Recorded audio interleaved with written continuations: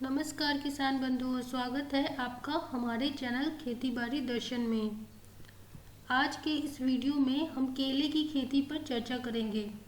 जैसा कि हम सभी जानते हैं कि केला बहुत ही पौष्टिक फल है और इसकी कई तरह की रेसिपियां भी बनाई जाती है और इसका उत्पादन देश के कई हिस्सों में होती है। इसमें कई तरह की बीमारियों का भी प्रकोप होता है, तो हम किस तरह की स्ट्रेटजी अपनाएं कि इसकी खेती में जिससे हमें अधिक से अधिक लाभ प्राप्त हो।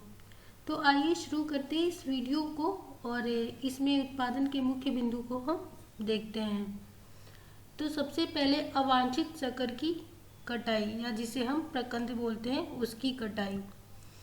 तो केले की अच्छी एवं आर्थिक दृष्टि से लाभदायक उपज प्राप्त करने के लिए आवश्यक है कि मातृ पौधे के आसपास उग रहे अवांछित पौधों की कटाई करते रहना चाहिए। लगभग 45 दिन में एक बार इस अवांछित पौधों को काटते रहना एक सामान्य प्रक्रिया है। 2-3 माह के केले के बाग में उग रहे पौधों को किसी तेज धार के चाकू से काटते रहना चाहिए। यहाँ इस पिक्चर में मैंने दिखाने की कोशिश की है। बेहतर होगा कि हम इन पौधों के साथ साथ इनके प्रकंडों को भी काटते रहें, लेकिन इस बात का ध्यान रखना चाहिए कि मातृ पौधों को किसी प्रकार का नुकसान न पहुंचे। प्रकंडों के कटे भाग के मध्य पर 4 मिलीलीटर मिट्टी का तेल या केरोसिन ऑयल जिसे हम बोलते हैं भी डालना चाहिए। जब मातृ पौधे में फूल न आए तब तक किसी भी अधोभूस्थारी को आगे वृद्धि नहीं होने देना चाहिए। जब मातृ पौधे में गहर या जिसे हम घौंध बोलते हैं निकल आए उस समय दूसरे अधोभूस्थारी को आगे वृद्धि करने देना चाहिए। मातृ पौधे का फल तोड़ने के पश्चात काट देना चाहिए। उस समय पहला अधोभूस्थारी जो कि 5 माह का होता है मातृ पौधे का स्थान ग्रहण कर लेता है। इस प्रकार से 6-6 महीने बाद एक अधोभूस्थारी की वृद्धि करके इसकी बहुवर्षीय फसल को नियमानुसार किया जा सकता है। ऐसा करते रहने से केला के प्रकंदों के मध्य आंतरिक प्रतिस्पर्धा नहीं होती है। परिणाम स्वरूप बड़ी गुणवत्ता युक्त घौंध कम समय में प्राप्त होती है। अब बात करते हैं पत्तियों की कटाई छटाई के बारे में। तो जैसे कि पौधा जैसे जैसे वृद्धि करता है नीचे की पत्तियां सूखती है। सूखी पत्तियों से फल भी क्षतिग्रस्त होते हैं। सूखी एवं रोगग्रस्त पत्तियों को तेज चाकू से समय समय पर काटते रहना चाहिए। इस क्रिया से रोग की सांद्रता भी घटती है। यहाँ पे मैंने दिखाने की कोशिश की है, आप तस्वीर में अच्छे से देख पा रहे होंगे। इससे रोग का फैलाव भी घटता है। हवा एवं प्रकाश नीचे तक पहुँचता रहता है जिससे कीटों की संख्या में भी कमी होती है। अधिकतम उपज के लिए स्वस्थ 13 से 15 पत्तियां ही पर्याप्त होती है। तो अब बात करते हैं मिट्टी चढ़ाने की। तो पौधों पर वर्षा ऋतु के बाद सदैव मिट्टी चढ़ाना चाहिए क्योंकि पौधे के चारों तरफ की मिट्टी धुल जाती है तथा पौधे में घौंध निकलने से नीचे का सिरा भारी होकर तेज हवा में उलट जाता है। इसलिए मिट्टी चढ़ाना भी बहुत ही आवश्यक है। अब बात करते हैं केले में सहारा देने की। तो केले की खेती को तेज हवाओं से भी भारी खतरा बना रहता है। लंबी प्रजातियां में सहारा देना अति आवश्यक है। केले के फलों का गुच्छा या घौंध भारी होने के कारण पौधे नीचे की तरफ झुक जाते हैं। अगर उनको सहारा नहीं दिया जाता है तो वो उखड़ भी जाते हैं।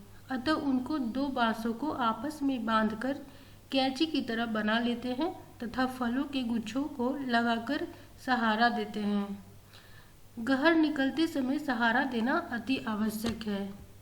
इस तस्वीर में मैंने आपको दिखाने की कोशिश की है किस तरह कैंची की तरह 2 बांसों को बना करके यहाँ पे केले को सहारा दिया गया है। आप इसमें क्लियरली देख पा रहे होंगे।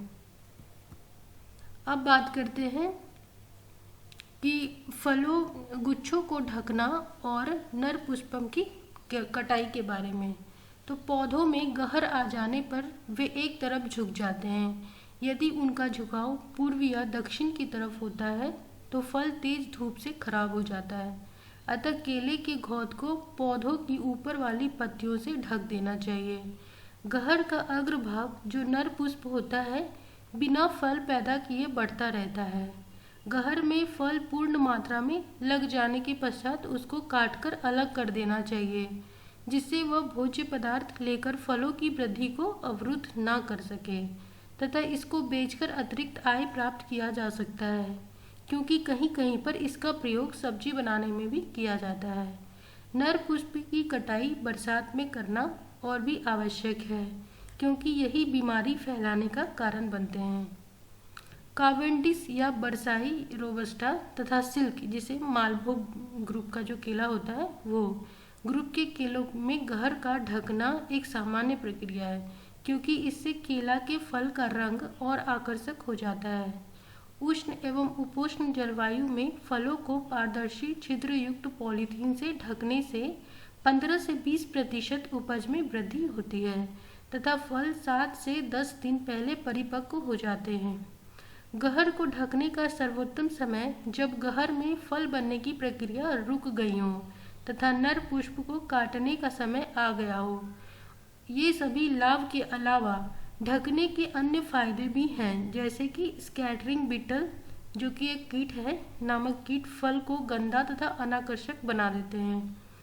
ढककर फल को बचाया जा सकता है तथा सूर्य के प्रकाश के सीधे संपर्क में आने की वजह से फलों पर घाव बन जाते हैं, जिसमें कोलेट्रोटाइकम नामक फफूंद पैदा होता है तथा यह फल सड़न रोग उत्पन्न हो जाता है।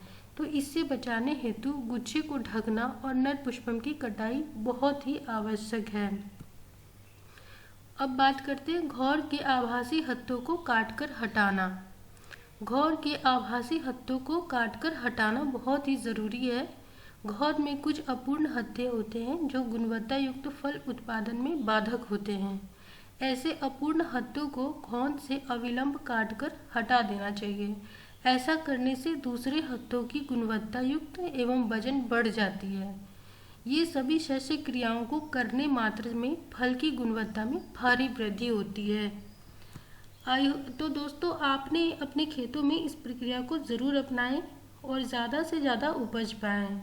आई होप आपको हमारा ये वीडियो पसंद आया होगा, तो प्लीज़ इसे जल्दी से लाइक सब्सक्राइब ज़रूर करें और अपने दोस्तों को भी शेयर करें। साथ ही बेल आइकन दबाना ना भूलें, ताकि हमारा नया वीडियो सबसे पहले आप तक पहुंच सके। धन्यवाद।